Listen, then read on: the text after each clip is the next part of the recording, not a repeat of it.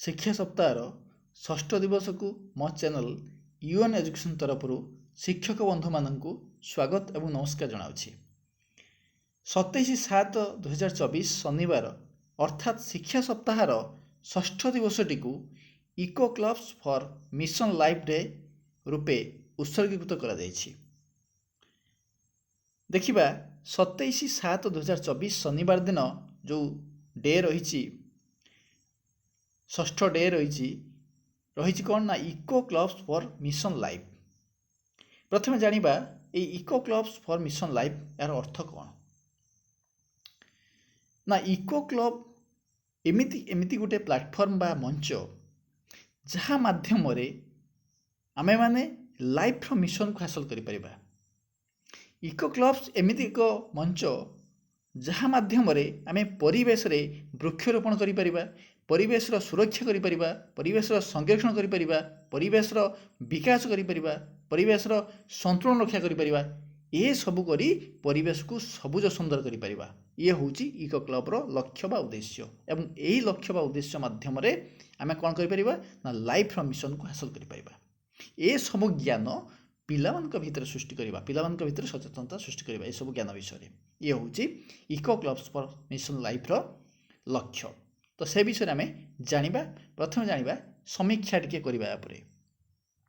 ଦେଖନ୍ତୁ ରହିଛି ଓଭରଭ୍ୟୁ ରହିଛି। ଦେଖନ୍ତୁ ପଏଣ୍ଟ ୱାଇଜ୍ ଆମେ ଡିସ୍କସନ୍ କରିବା। ଏ ପଏଣ୍ଟ ଦେଖିବା ବା ପଏଣ୍ଟ 1 ଦେଖିବା ଜାତୀୟ ଶିକ୍ଷାନୀତି NEP 2020 ପରିବେଶ ପାଠ୍ୟକ୍ରମରେ ପରିବେଶ ସଚେତନତା ଉପରେ ଗୁରୁତ୍ୱ ଦେଇଥାଏ। ଏହି ନୀତିର ଦୃଷ୍ଟିକୋଣ ହେଉଛି ଭାରତୀୟମାନଙ୍କ ମଧ୍ୟରେ ଗଭୀର ପ୍ରଭାବ ଓ ବିକାଶ ସୃଷ୍ଟି କରିବା। ତାପରେ ପଏଣ୍ଟ 2ରେ ଦେଖିବା ପ୍ରାଚୀନ ଭାରତୀୟ ସାହିତ୍ୟ, ପ୍ରକୃତି ଏବଂ ମାନବିକତା ମଧ୍ୟରେ ଅନ୍ତରଙ୍ଗ ସଂଯୋଗ ଉପରେ ଗୁରୁତ୍ୱ ଦେଇଥାଏ। କିଏ? NEP 2020 ପ୍ରକୃତିର ପ୍ରତ୍ୟେକ ଉପାଦାନ ସହିତ ଶାନ୍ତିପୂର୍ଣ୍ଣ ସହଭାଗିତାକୁ ପ୍ରୋତ୍ସାହିତ କରେ ଏବଂ ବନ୍ଧୁତ୍ୱ ମାଧ୍ୟମରେ ଲୋକମାନଙ୍କୁ ଏବଂ ପ୍ରାକୃତିକ ବ୍ୟବସ୍ଥାର ସମସ୍ତ ଦିଗକୁ ଦେଖିବା ପାଇଁ କହିଥାଏ। ପ୍ରକୃତିର ବୃକ୍ଷଗୁଡ଼ିକ ଜ୍ୱଳନ୍ତ ସୂର୍ଯ୍ୟ କିରଣରେ ଠିଆ ହୋଇ ଆମମାନଙ୍କୁ ଛାଇ ଏବଂ ଫଳ ପ୍ରଦାନ କରନ୍ତି। ଖାଲି ସେତିକି ନୁହେଁ, ବୃକ୍ଷ ହିଁ ଜୀବନ। ବୃକ୍ଷ ସବୁକିଛି ଦେଇଥାଏ। ବୃକ୍ଷ ବିନା ଏ ଜଗତ, ଏ ପୃଥିବୀ କେବେ ତିଷ୍ଠି ରହିପାରିବ ନାହିଁ। NEP 2020 ଅନୁଯାୟୀ ବିଦ୍ୟାଳୟ ଶିକ୍ଷା ପାଇଁ ଜାତୀୟ ପାଠ୍ୟକ୍ରମ ସ୍ୱୀକାର କରେ ଯେ ସଚେତନତା ସୃଷ୍ଟି କରିବା ଏବଂ ସହାନୁଭୂତି ସୃଷ୍ଟି କରିବା ପାଇଁ ଶିକ୍ଷାର ଶକ୍ତିକୁ ବ୍ୟବହାର କରିବା ଅତ୍ୟନ୍ତ ଗୁରୁତ୍ୱପୂର୍ଣ୍ଣ ଅଟେ। ତାପରେ ତୃତୀୟ ପଏଣ୍ଟ ଦେଖିବା। ଦେଖନ୍ତୁ କ'ଣ ରହିଛି। NEP 2020କୁ ଚିଠି ଏବଂ ଆତ୍ମାରେ କାର୍ଯ୍ୟକାରୀ କରିବା ପାଇଁ ସମସ୍ତ ପର୍ଯ୍ୟାୟରେ ଛାତ୍ରମାନଙ୍କୁ ଅର୍ଥପୂର୍ଣ୍ଣ ଏବଂ ବୟସ ଉପଯୁକ୍ତ ପରିବେଶ ଅନୁକୂଳ କାର୍ଯ୍ୟକଳାପରେ ନିୟୋଜିତ କରିବା ଜରୁରୀ ଅଟେ। ମିଶନ ଲାଇଫ୍ ପାଇଁ ଇକୋ କ୍ଲବ୍ ଛାତ୍ରଛାତ୍ରୀମାନଙ୍କୁ ପରିବେଶ ଦାୟିତ୍ୱ ସମ୍ବନ୍ଧୀୟ ଆବଶ୍ୟକ ଜ୍ଞାନ, ମନୋଭାବ ଏବଂ ଆଚରଣ ହାସଲ କରିବା ପାଇଁ ଏକ ମୂଲ୍ୟବାନ ମଞ୍ଚ ଯୋଗାଇଥାଏ, ଅର୍ଥାତ୍ ପ୍ଲାଟଫର୍ମ ଯୋଗାଇଥାଏ। ପରିବେଶର ସୁରକ୍ଷା ଏବଂ ସଂରକ୍ଷଣ ପାଇଁ ପ୍ରଚାର ପ୍ରସାର କରିବା ହେଉଛି ଇକୋ କ୍ଲବ୍ର ମୁଖ୍ୟ ଲକ୍ଷ୍ୟ ଆଉ ଉଦ୍ଦେଶ୍ୟ। ତାପରେ ଦେଖିବା 4 ନମ୍ବର ପଏଣ୍ଟ କ'ଣ ରହିଛି। ଦେଖନ୍ତୁ ଶିକ୍ଷା ସପ୍ତାହ ହେଉଛି ଏକ ଦେଶବ୍ୟାପୀ, ଏକ ସପ୍ତାହବ୍ୟାପୀ କାର୍ଯ୍ୟକ୍ରମ ଯାହାକି ଭାରତର ବିଭିନ୍ନ ବିଦ୍ୟାଳୟରେ ଶିକ୍ଷା ଏବଂ ବିକାଶର ବିଭିନ୍ନ ଦିଗ ଉପରେ ଧ୍ୟାନ ଦେଇଥାଏ। 27/7/2024 ଶନିବାର ଦିନକୁ ମିଶନ ଲାଇଫ୍ ଡେ ପାଇଁ ଇକୋ କ୍ଲବ୍ ଭାବେ ଉତ୍ସର୍ଗୀକୃତ ହେବାକୁ ପ୍ରସ୍ତାବ ଦିଆଯାଇଛି। ତାପରେ ଦେଖିବା 5 ନମ୍ବର ପଏଣ୍ଟ କ'ଣ ଅଛି। ପ୍ରକୃତି ସଂରକ୍ଷଣ ଦିବସ ପ୍ରତିବର୍ଷ 28 ଜୁଲାଇରେ ପାଳନ କରାଯାଏ। ଏହା ଏକ ଦିନ ପାଇଁ ଉତ୍ସର୍ଗୀକୃତ ଅଟେ। ପ୍ରାକୃତିକ ସଂରକ୍ଷଣ ଏବଂ ସଂରକ୍ଷଣର ଗୁରୁତ୍ୱ ବିଷୟରେ ସଚେତନତା ସୃଷ୍ଟି କରିବା। ତାପରେ ଦେଖିବା ପଏଣ୍ଟ 6ରେ କ'ଣ ରହିଛି ନା ଅବଜେକ୍ଟିଭ୍ସ ରହିଛି। ଏଇ ଯେଉଁ ଇକୋ କ୍ଲବ୍ସ ରହିଛି ତାର ଅବଜେକ୍ଟିଭ୍ସ ବା ତାର ଉଦ୍ଦେଶ୍ୟ କ'ଣ ରହିଛି ସେ ବିଷୟରେ ଜାଣିବା। ମିଶନ ଲାଇଫ୍ ଡେ ପାଇଁ ଇକୋ କ୍ଲବ୍ ପାଳନର ଉଦ୍ଦେଶ୍ୟ କ'ଣ ଜାଣିବା। ଦେଖିବା ଫାର୍ଷ୍ଟ ପଏଣ୍ଟ କ'ଣ ଅଛି ନା ଜଳବାୟୁ ପରି ଜଟିଳ ପରିବେଶ ସମସ୍ୟା ବିଷୟରେ ସଚେତନତା ସୃଷ୍ଟି କରିବା ନିହାତି ଜରୁରୀ। B ପଏଣ୍ଟ କ'ଣ ଅଛି ନା ଛାତ୍ରଛାତ୍ରୀମାନଙ୍କୁ ପରିବେଶ ଅନୁକୂଳ ଆଚରଣ ଗ୍ରହଣ କରିବାକୁ ସଚେତନ କରାଇବା। 3 ପଏଣ୍ଟ କ'ଣ ଅଛି ନା दैनन्दिन କାର୍ଯ୍ୟରେ ପରିବେଶ ସମ୍ବନ୍ଧୀୟ ଅଭ୍ୟାସ ଗୁଡ଼ିକୁ ଅନ୍ତର୍ଭୁକ୍ତ କରିବାକୁ ପିଲାମାନଙ୍କୁ ଉତ୍ସାହିତ କରିବା। ପରିବେଶ ସଂରକ୍ଷଣ ପାଇଁ ବ୍ୟକ୍ତିଗତ ଦାୟିତ୍ୱବୋଧର ଭାବନା ସୃଷ୍ଟି କରିବା ପିଲାମାନଙ୍କ ମଧ୍ୟରେ। ବ୍ୟକ୍ତିଗତ ଭାବରେ ସେମାନେ କେମିତି ସଚେତନ ହେବେ ଏବଂ ପରିବେଶର ସୁରକ୍ଷା କରିପାରିବେ। ତାପରେ ଦେଖିବା କ'ଣ ଟାର୍ଗେଟ୍ସ ରହିଛି। 7 ନମ୍ବର ପଏଣ୍ଟରେ ଲକ୍ଷ୍ୟ କ'ଣ ରହିଛି। ଏଇ ଯେଉଁ ପ୍ରୋଗ୍ରାମଟି ରହିଛି ଏହାର ଲକ୍ଷ୍ୟ କ'ଣ ରହିଛି, କେଉଁ ଲକ୍ଷ୍ୟକୁ ଆଖି ଆଗରେ ରଖି ଏ ପ୍ରୋଗ୍ରାମଟି କରାଯାଇଛି। ଫାର୍ଷ୍ଟ ପଏଣ୍ଟ କ'ଣ ରହିଛି ଦେଖନ୍ତୁ, ପ୍ରତ୍ୟେକ ବିଦ୍ୟାଳୟରେ କିମ୍ବା ଘରେ କିମ୍ବା ଉପଯୁକ୍ତ ସର୍ବସାଧାରଣ ସ୍ଥାନରେ ଅତି କମ୍ରେ 35ଟି ଚାରା ରୋପଣ କରିବେ। ବିଦ୍ୟାଳୟ ଗୁଡ଼ିକରେ ମିଶନ ଲାଇଫ୍ ପାଇଁ ସର୍ବନିମ୍ନ 1 ଲକ୍ଷ ନୂତନ ଇକୋ କ୍ଲବ ପ୍ରତିଷ୍ଠା ହେବ।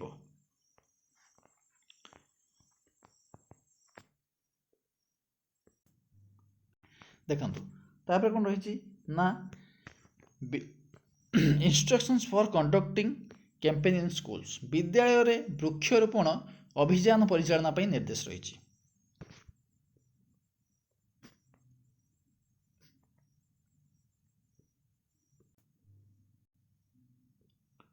ଦେଖନ୍ତୁ ଅର୍ଗାନାଇଜ ପ୍ଲାଣ୍ଟେସନ୍ ଡ୍ରାଇଭ୍। ବିଦ୍ୟାଳୟ ପରିସରରେ ଘରେ କିମ୍ବା ଉପଯୁକ୍ତ ସର୍ବସାଧାରଣ ସ୍ଥାନରେ ଚାରା ରୋପଣ କରାଯାଇପାରିବ। ସେକେଣ୍ଡ ପଏଣ୍ଟ କ'ଣ ରହିଛି, ଷ୍ଟୁଡେଣ୍ଟ ଆଣ୍ଡ ମଦର ପାର୍ଟିସିପେସନ୍। ଛାତ୍ର ଏବଂ ସେମାନଙ୍କ ମାତାଙ୍କ ଦ୍ୱାରା ମିଳିତ ଭାବରେ ଚାରା ରୋପଣ କରାଯିବ। ଏହା ଛାତ୍ରମାନଙ୍କ ମଧ୍ୟରେ ବନ୍ଧନକୁ ମଜବୁତ କରିବା ସହିତ ଏହାର ଆଖପାଖ ପରିବେଶ ଉପରେ ମଧ୍ୟ ପ୍ରଭାବ ପକାଇଥାଏ। ତାପରେ ପଏଣ୍ଟ 3ରେ କ'ଣ ଅଛି, ଡିସପ୍ଲେ ପ୍ଲାକାର୍ଡସ୍। ପ୍ରତ୍ୟେକ ଚାରା ରୋପଣ କରାଯାଇ ପ୍ଲାକାର୍ଡ ସହିତ ଛାତ୍ର ଏବଂ ସେମାନଙ୍କର ମାତାଙ୍କ ନାମ ପ୍ରଦର୍ଶିତ ହେବ। ହେଲା, ସେଇ କ'ଣ ପ୍ରତ୍ୟେକ ଚାରା ରୋପଣ କରାଯାଇ ପ୍ଲାକାର୍ଡ ସହିତ ଛାତ୍ର ଏବଂ ସେମାନଙ୍କର ମାତାଙ୍କ ନାମ ଅର୍ଥ ସେ ଯେଉଁ ରୋପଣ କରାଯିବ ସେଥିରେ ଗୋଟେ ପ୍ଲାକାର୍ଡ ଲଗାଯିବ। ହେଲା, ସେଥିରେ ସବୁ ନାଁ ଲେଖାଯିବ। ଯେଉଁମାନେ ରୋପଣ କରିଥିବେ ତାଙ୍କର ନାଁ ସେଥିରେ ପ୍ଲାକାର୍ଡ ରହିବ। ତାପରେ ପଏଣ୍ଟ ଡିରେ କ'ଣ ରହିଛି, 4 ନମ୍ବରରେ କ'ଣ ରହିଛି ନା ଇନଚାର୍ଜ ଶିକ୍ଷକ ପିଲାମାନଙ୍କୁ ନିଜେ ଲଗେଇଥିବା ଚାରାକୁ ପୋଷଣ କରିବା ପାଇଁ ନିର୍ଦ୍ଦେଶ ଦେବା ଆବଶ୍ୟକ ଏବଂ ବୃକ୍ଷ ଗୁଡ଼ିକର ଯତ୍ନ ମଧ୍ୟ ନେବେ। ଅର୍ଥ ସେ ଯେଉଁ ଚାରା ଲଗେଇଥିବେ ସେଗୁଡ଼ିକର ଲାଳନ ପାଳନ ଦାୟିତ୍ୱ ସେ ପିଲାମାନେ ଯିଏ କରିଥିବେ ତାଙ୍କର ଦାୟିତ୍ୱ ସିଏ କରିବେ ଏବଂ ତାକୁ ବୃକ୍ଷ ଗୁଡ଼ିକୁ କ'ଣ ଯତ୍ନ ମଧ୍ୟ ନେବେ। ତାପରେ ପଏଣ୍ଟ କ'ଣ ଅଛି, DOACL ଟ୍ରାକରରେ ବିଦ୍ୟାଳୟ ଗୁଡ଼ିକ ଜିଓ ଟ୍ୟାଗ୍ଡ ଫଟୋକୁ ସେୟାର କରିବେ।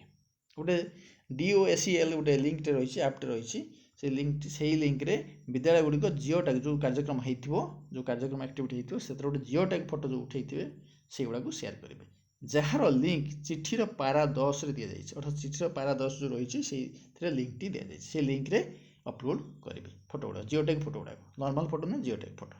ହେଲା, ତାପରେ ଦେଖିବା କ'ଣ ରହିଛି ନା ହ୍ୟାଶଟ୍ୟାଗ୍ ବ୍ୟବହାର କରି ସୋସିଆଲ ମିଡ଼ିଆ ପ୍ଲାଟଫର୍ମରେ ସେମାନଙ୍କର ଇଭେଣ୍ଟର ଚିତ୍ର ଏବଂ ବର୍ଣ୍ଣନା ଗୁଡ଼ିକୁ ସେୟାର କରିପାରିବେ। ବିଦ୍ୟାଳୟ ସଚେତନତା ବିସ୍ତାର କରିବାରେ ସାହାଯ୍ୟ କରିବ ଏବଂ ଅନ୍ୟମାନଙ୍କୁ ଏହି ପଦକ୍ଷେପରେ ଭାଗ ନେବାକୁ ପ୍ରେରଣା ଦେବ। ତାପରେ ଦେଖିବା ପଏଣ୍ଟ 9 କ'ଣ ଅଛି। ବିଦ୍ୟାଳୟରେ ମିଶନ ଲାଇଫ୍ ପାଇଁ ନୂତନ ଇକୋ କ୍ଲବ ଖୋଲିବା ପାଇଁ ନିର୍ଦ୍ଦେଶ ରହିଛି। ହେଲା, instructions for opening new eco clubs for mission life in schools. ତ ବିଦ୍ୟାଳୟରେ ମିଶନ ଲାଇଫ୍ ପାଇଁ ନୂତନ ଇକୋ କ୍ଲବ ଖୋଲିବା ପାଇଁ ନିର୍ଦ୍ଦେଶ ରହିଛି। କେମିତି ଖୋଲିବା, ତ ପଏଣ୍ଟ ଏରେ କ'ଣ ଅଛି ଦେଖନ୍ତୁ, ବିଦ୍ୟାଳୟରେ ମିଶନ ଲାଇଫ୍ ପାଇଁ ଇକୋ କ୍ଲବ ଛାତ୍ରଛାତ୍ରୀମାନଙ୍କୁ ଅଂଶଗ୍ରହଣ କରାଇ ସଶକ୍ତ କରିଥାଏ। ହେଲା,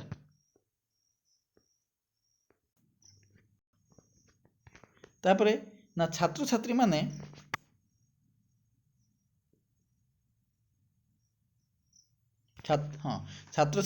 ପରିବେଶ ଅନୁକୂଳ କାର୍ଯ୍ୟକଳାପରେ ସାମିଲ ହେବା ପାଇଁ ଏହା ଏକ ମାଧ୍ୟମ ଅଟେ। ଛାତ୍ରମାନେ ସେମାନଙ୍କର ପିତାମାତା ଏବଂ ପଡ଼ୋଶୀମାନଙ୍କ ମଧ୍ୟରେ ଏହି ପ୍ରକାର ସଚେତନତା ସୃଷ୍ଟି କରିପାରିବେ। ସିଲାବସ୍ର ବାହାରକୁ ଯାଇ ଛାତ୍ରମାନେ ପରିବେଶର ଧାରଣା ବିଷୟରେ ଅନୁସନ୍ଧାନ କରିବେ। ଏବେ ଦେଖିବା ପ୍ରତି ଗୋଟେ ପଏଣ୍ଟ ଦେଖିବା କ'ଣ ହେଇଛି, establishment of eco clubs for mission life. ହେଲା, ଦେଖିବା ମିଶନ ଲାଇଫ୍ ପାଇଁ ଇକୋ କ୍ଲବ ପ୍ରତିଷ୍ଠା। ହେଲା, ଯେଉଁ ମିଶନ ଲାଇଫ୍ ରହିଛି ବା ଲାଇଫ୍ର ମିଶନ ରହିଛି ତାକୁ ହାସଲ କରିବା ପାଇଁ ଇକୋ କ୍ଲବ ପ୍ରତିଷ୍ଠା କରିବା। ପଏଣ୍ଟ 1ରେ କ'ଣ ଅଛି ଦେଖନ୍ତୁ, ନା ବିଦ୍ୟାଳୟରେ ଇକୋ କ୍ଲବ ପ୍ରତିଷ୍ଠା ହେବ ହେଲା। ଛାତ୍ରମାନଙ୍କ ମଧ୍ୟରେ ପରିବେଶ ସଚେତନତା ସୃଷ୍ଟି କରିବା ପାଇଁ ମିଶନ ଲାଇଫ ପାଇଁ କ୍ଲବ ତିଆରି କରିବା। ତାପରେ କ'ଣ ଲିଡରସିପ୍। ବିଦ୍ୟାଳୟର ପ୍ରଧାନ ଶିକ୍ଷକ ଏବଂ ମିଶନ ଲାଇଫ ପାଇଁ ଇକୋ କ୍ଲବର ମୁଖ୍ୟ ହେଲା। ମିଶନ ଲାଇଫ ପାଇଁ ଇକୋ କ୍ଲବର ମୁଖ୍ୟ ଅର୍ଥ ଯେ ଇନଚାର୍ଜ ଥିବେ ଏହାର କାର୍ଯ୍ୟକଳାପ ଓ ତଦାରଖ କରିବେ।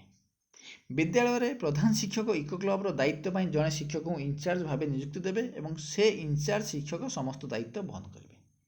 ପ୍ରଧାନ ଶିକ୍ଷକ ରହିଲେ ହେଡ୍, ଆଉ ଜଣେ ରହିବେ ଇନଚାର୍ଜ ରହିବେ ଯିଏ ଦାୟିତ୍ୱ ବୁଝିବେ ଇକୋ କ୍ଲବର, ଆଉ ତାଙ୍କୁ ପ୍ରଧାନ ଶିକ୍ଷକ ନିଯୁକ୍ତି ଦେବେ। ତାପରେ ପଏଣ୍ଟ କ'ଣ ରହିଛି ଦେଖନ୍ତୁ ହେଲା। ତାପରେ ତାପରେ ଦେଖିବା ନା ମିଶନ ଲାଇଫ ଏବଂ ଏହାର କାର୍ଯ୍ୟକଳାପ ଏବଂ ଅଗ୍ରଗତିର ତଦାରଖ କରିବେ। କିଏ କରିବେ ନା ବିଦ୍ୟାଳୟର ପ୍ରଧାନ ଶିକ୍ଷକ ଜଣେ ଟିଜିଟି ଶିକ୍ଷକଙ୍କୁ ଇକୋ କ୍ଲବ ଇନଚାର୍ଜ ଭାବେ ନିଯୁକ୍ତି ଦେବେ।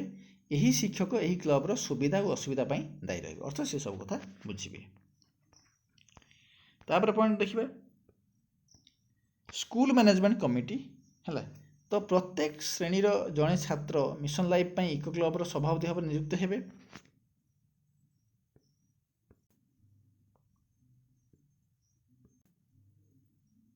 ଦେଖନ୍ତୁ ସ୍କୁଲ ମ୍ୟାନେଜମେଣ୍ଟ କମିଟି ବିଦ୍ୟାଳୟ ପରିଚାଳନା କମିଟିର ସଦସ୍ୟ ଏବଂ ଅନ୍ୟ କର୍ମଚାରୀମାନେ ଇକୋ କ୍ଲବ ଗୁଡ଼ିକର କାର୍ଯ୍ୟକଳାପରେ ଅଂଶଗ୍ରହଣ କରି ଉତ୍ସାହିତ କରିବେ।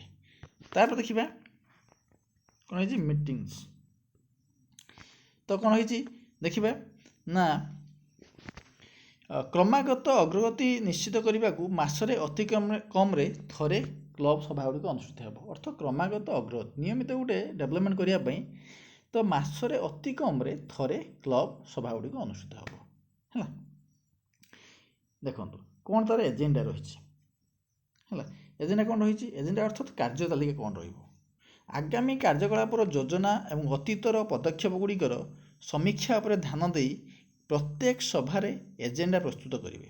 ଆଗାମୀ କାର୍ଯ୍ୟକଳାପର ଯୋଜନା କ'ଣ ରହିବ ଏବଂ ଅତୀତର ପଦକ୍ଷେପ ଗୁଡ଼ିକ କ'ଣ ଥିଲା ସେ ଉପରେ ସମୀକ୍ଷା କରି ଧ୍ୟାନ ଦେଇ ପ୍ରତ୍ୟେକ ସଭାରେ ଏଜେଣ୍ଡା ପ୍ରସ୍ତୁତ ହେବ ହେଲା। ତାପରେ କ'ଣ ନା ଇକୋ କ୍ଲବ ଇନଚାର୍ଜ ସମସ୍ତ କାର୍ଯ୍ୟକଳାପ ଉପରେ ନଜର ରଖିବେ, ତାଙ୍କର ଏଇଟା ମୁଖ୍ୟ ଦାୟିତ୍ୱ ଏବଂ କ୍ଲବର ପ୍ରକଳ୍ପ ଇଭେଣ୍ଟ ଏବଂ ସଫଳତାର ବିସ୍ତୃତ ଯାହା ରହିବ ସଫଳତାର ବିସ୍ତୃତ ଯାହା ରହିବ ତାକୁ ତା ଉପରେ ଗୋଟେ ରେକର୍ଡ଼ ବଜାୟ ରଖିବେ। କିଏ ନା ଇକୋ କ୍ଲବର ଇନଚାର୍ଜ। ଏହି ରେକର୍ଡ଼ ଗୁଡ଼ିକର ସମୀକ୍ଷା ନିୟମିତ ଭାବରେ ବିଦ୍ୟାଳୟର ପ୍ରଧାନ ଶିକ୍ଷକ କରିବେ। ଅର୍ଥ ଠିକ୍ ଠାକ୍ ଅଛି କି ନାହିଁ, ଠିକ୍ ହେଉଛି ନାହିଁ ସେ ସବୁ ଜିନିଷ କାହାର ଦାୟିତ୍ୱ ନା ସେ ବିଦ୍ୟାଳୟର ପ୍ରଧାନ ଶିକ୍ଷକ କରିବେ ହେଲା। ତାପରେ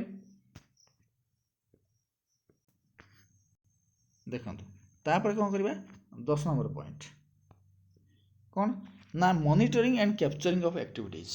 କ'ଣ ନା କାର୍ଯ୍ୟକଳାପର ମନିଟରିଂ ଏବଂ କ୍ୟାପଚର ହେବ। ଯେଉଁ କାର୍ଯ୍ୟକଳାପ ହେଲା ଶେଷରେ କ'ଣ ହେବ ନା ତାପରେ ମନିଟରିଂ କରାଯିବ ଏବଂ କ୍ୟାପଚର କରାଯିବ। ଦେଖନ୍ତୁ ଏହି ଦିନ କରାଯିବାକୁ ଥିବା କାର୍ଯ୍ୟକଳାପ ଅର୍ଥ ସେଇ ଯେଉଁ 27/7ରେ ଯେଉଁ ରହିଛି କାର୍ଯ୍ୟକଳାପ ହେଲା। ଏହି ଦିନ କରାଯିବାକୁ ଥିବା କାର୍ଯ୍ୟକଳାପର ଅଗ୍ରଗତି ଉପରେ ନଜର ରଖିବା ପାଇଁ ଏକ ଗୁଗୁଲ ଟ୍ରାକର ପ୍ରସ୍ତୁତ କରାଯାଇଛି। ଟ୍ରାକରରେ ଅଂଶଗ୍ରହଣ ଏବଂ ବୃକ୍ଷରୋପଣ ବିବରଣୀ ପ୍ରଦାନ ପାଇଁ ନୋଡାଲ ଅଧିକାରୀ ଦାୟୀ ରହିବେ। ଅର୍ଥ ଏଇ ଯେଉଁ କାର୍ଯ୍ୟକଳାପର ମନିଟରିଂ କିଏ କରିବେ ନା ନୋଡାଲ ଅଧିକାରୀ, ସେଥିପାଇଁ ସେ କାର୍ଯ୍ୟ ହାସଲ କରିବେ ଅର୍ଥ କାର୍ଯ୍ୟ ସିଏ କରିବେ। ତ ଏଇସବୁ କାର୍ଯ୍ୟାବଳୀ ରହିଲା।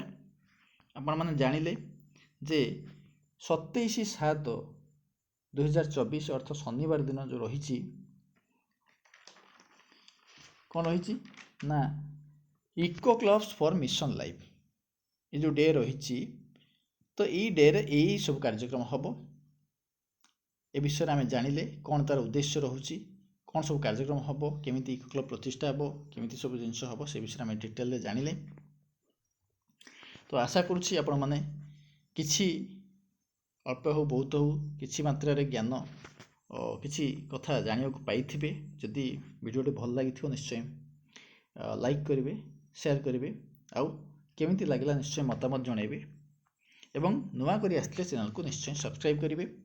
ଏବଂ ଆଉ ଯେଉଁ ରହିଲା 2ଟି ଡେ ରହିଲା, ଗୋଟେ ହେଉଛି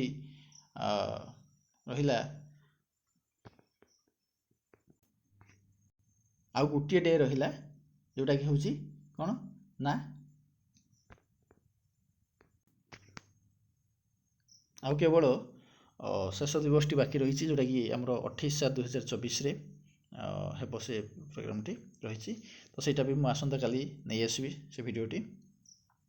ତ ଠିକ୍ ଅଛି, ଯଦି ଆପଣମାନେ ଏଇ ଚ୍ୟାନେଲ୍ ସହିତ ଯୋଡ଼ି ରହିବା ପାଇଁ ଚାହୁଁଛନ୍ତି ତାହେଲେ ନିଶ୍ଚୟ ଚ୍ୟାନେଲକୁ ସବସ୍କ୍ରାଇବ୍ କରନ୍ତୁ। ପାଖରେ ଥିବା ବେଲ୍ ଆଇକନ୍କୁ କ୍ଲିକ୍ କରି ଅଲ୍ ନୋଟିଫିକେସନ୍କୁ ଅନ୍ କରିଦିଅନ୍ତୁ, ଯାହାଫଳରେ ଯେତେ ସାରା ସବୁ ଅଫିସିଆଲ୍ସ ଇନଫର୍ମେସନ୍ ଆସୁଛି ଏଇ ଚ୍ୟାନେଲରେ ଆସୁଛି ଆପଣମାନେ ସବୁ ପାଇପାରିବେ।